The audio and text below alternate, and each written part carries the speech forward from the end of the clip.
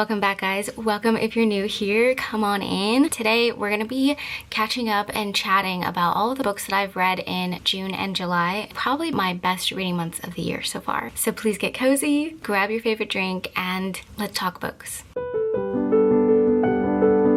I'm gonna give you guys a heads up now, just in case romantasy isn't your thing. For the entire month of June, I read nothing but romantasy. Feel free to jump ahead to the month of July, where my reading was a lot more varied. I am gonna try to do the month of June as a sort of rapid fire to the best I can. I absolutely suck at rapid fires. It is a skill that I just haven't acquired yet. I can't just condense it into one sentence. Like, that feels like torture to me because I have so much to say about these books. I feel like I'm not doing them justice if I just dilute them to a sentence, but I do like watching rapid fires. It allows me to still go into the story blind, but I know the vibe and the essence of the book, so I already know I'm gonna fail at this. But you guys let me know if you think this was an atrocious attempt at rapid fire. It probably will be. The reason why I want to speed through these as much as possible is because I have talked about these books ad nauseum. They were all mentioned in my romantasy reading vlog, so if you're interested in watching a live reaction or want more in-depth detail about the stories and my thoughts on them, I'll link the video down below, as well as my mid-year wrap-up, because quite a few of these made it into my mid-year. So I'm already yapping too much and failing at this assignment. Let's just keep it rolling, shall we? First up, we have the one, the only,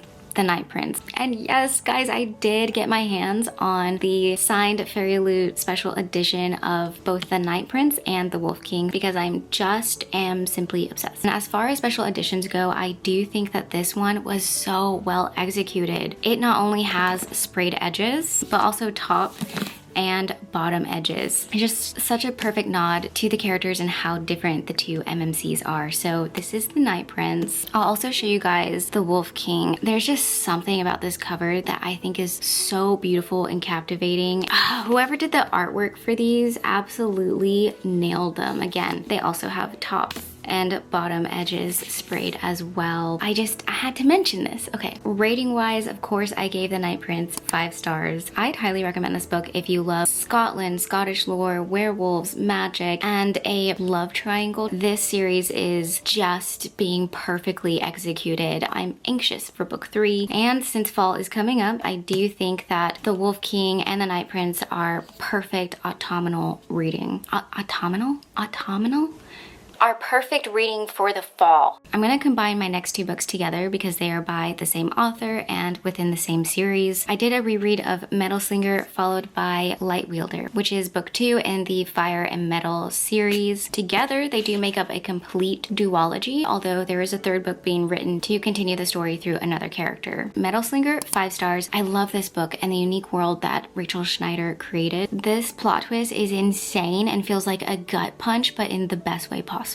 Light Wielder, sadly, did let me down. I was hoping to see more character development. The politics and the pacing of the plot did feel a little awkward to me. There were a lot of pivotal moments that happened to our characters off page. I would have loved to have gone on that journey with them. Ultimately, it just left me feeling rather disconnected from the characters that I originally had felt very connected to in book 1. So for those reasons, fortunately, I gave Light Wielder a 2.75. But together, the series as a whole, I would rate it 3.5 stars. I would still recommend the series. Light Wielder and its reception has been rather polarizing. Either way, it's still worth reading and finding out for yourself because as a romantasy, Metal Slinger was such a great time. Carrying on, I read my first Sarah A. Parker book and found that I'm a massive fan of her writing. This is well-written fantasy. It's a dark retelling of Rapunzel, although I'm finding that I hate describing it as such because there are so many unique world-building aspects and characters in here that it really feels like an original story. If you love a feisty FMC, you are going to absolutely love and adore Orly. This is book 1 in the Crystal Bloom series, and I rated it 4.75 stars. It is so close to being 5 stars, but if I'm being honest with myself, I didn't get that typical 5-star feeling from it. So for that reason, it's just on the precipice of 5 stars. I did, however, get that 5-star feeling with Bloodbound, which was quite the surprise for me. I thought this this was going to be another solid 4.75, which is still a fantastic rating, right? However, that ending and that plot twist absolutely shook me in a way that I was not prepared for. And it delivered a third act level of chaos that I have been searching for since Kingdom of Ash. Wow, I mean, talk about a book that makes you sweat and feel like you're on the edge of the seat. I got to a point where I was just like, I don't care what happens anymore. I just need this to be over because I am so anxious. And it just kept going and building and building. And it's an exceptional, impressive debut fantasy novel. Please read this. This was 5 stars and was the perfect way to wrap up my June reading.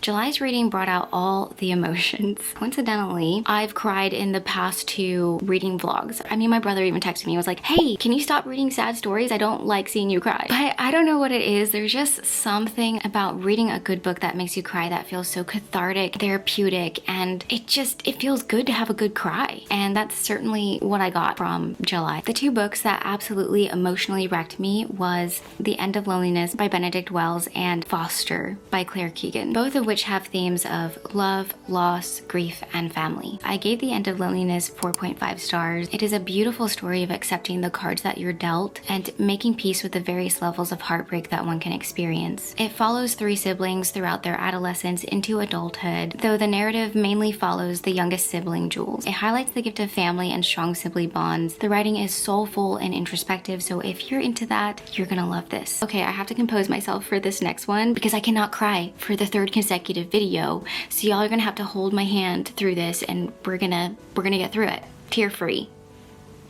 Foster by Claire Keegan is a masterpiece. It is 6 stars. This book delivers heartbreak in such a gentle, quiet way, and yet there is so much warmth in Foster. And the thing about it is, I didn't cry when I finished it. My heart physically ached, it hurt, but I didn't cry. So I thought I was gonna be okay, except that the more I reflected on the story, the more layered I realized the pain and the heartbreak was, that only then did tears really start flowing. And now Foster is just one of those books for me that is hard to discuss without getting emotional. This story is told through the perspective of a little girl who is temporarily in the care of a new family. The book capitalizes on the blissful ignorance of children, and by that I mean most children don't naturally realize when something is abnormal or dysfunctional within their family until they observe another family or another community. Foster is the story of the slow and gentle realization of this little girl's neglect as she begins to embrace the warmth, care, and affection of her new family. Now, there is some vital background information about her new family that plays a big role into the story, but I will leave that for you guys to discover. Foster is a beautifully devastating story about an untraditional family finding each other and healing each other in ways that they never expected nor knew that they needed. And guys, it's only 128 pages, but this short story is etched into my heart forever.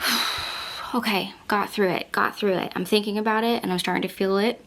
So let's talk about the next story, which is drastically different. Let's lighten things up with The Love Hypothesis by Ali Hazelwood. I gave this 4 stars, loved. This contemporary romance has most definitely set a record for how many times a book has made me laugh. The FMC, Olive, is hysterical. You will fall in love with her from page 3. She's got my sense of humor to the T, and the movie cannot come out fast enough. I'm so excited to see this come to life on screen, and for all of the pumpkin spice references, it's gonna be so perfect to the season. Highly recommend. I also read Crown Me Dead by Liv Zander. I enjoyed how fast-paced the plot was. I was shocked by the twist, but I'm not sure that I loved this book. And for that reason, I gave it a 3.75. And I suspect after I read the second and final book to the duology, it will probably bump this book up to 4 stars. The second one seems to be the one that everyone is freaking out over, and it seems to really elevate book 1. So I wouldn't be surprised if I go back and change my rating to 4 stars. Moving on to the last book that I read in July, I continued the Crystal Bloom series. This is the second book. This also got 4.75 stars. So again, so close to that 5 stars. I'm really holding out hope that I will get that 5-star feeling with the last book in the trilogy. Either way, I'm very interested in reading Sarah A. Parker's other series. She is fantastic, and again, would highly recommend this series as well, particularly if you haven't read any of Sarah A. Parker before. The Crystal Bloom series is more beginner friendly. There is a lot of world building. This book still comes with a glossary, but it is fairly easy. I didn't find myself flipping back to the glossary very often, whereas When the Moon Hatch I know is a lot more in depth. So if you want to ease your way and get a feel for her sense of writing, try the Crystal Bloom series first. That wraps up the 10 books that I read in both June and July. As always, thank you for hanging out with me. Please let me know what you guys are currently reading, any book recommendations you have for me, or if you have read any of these books. I hope you're doing well, and I'll catch you in the next one.